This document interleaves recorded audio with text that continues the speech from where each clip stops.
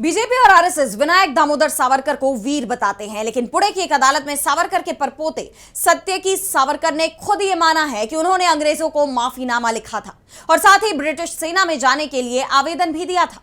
इसके साथ ही गाय को लेकर भी उन्होंने सावरकर की सोच को लेकर बड़ा खुलासा किया है।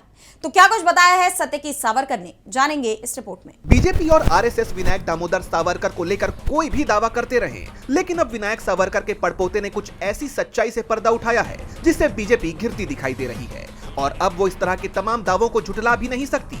दरअसल पुणे की एक अदालत में राहुल गांधी पर सावरकर के खिलाफ मानहानि का मामला चल रहा है और ये याचिका सावरकर के पड़पोते सत्यकी सावरकर ने दाखिल की है।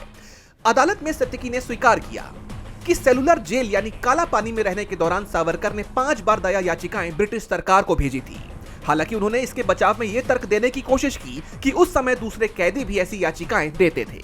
इसके अलावा एक और चौंकाने वाला तथ्य ये रहा कि सावरकर ने द्वितीय विश्व युद्ध के समय भारतीयों से ब्रिटिश सेना में भर्ती होने की अपील की थी। अक्सर दक्षिणपंथी राजनीति में गाय को माता और पूजनीय बताया जाता है, लेकिन इसको लेकर सत्यकी ने सावरकर के विचार बताए।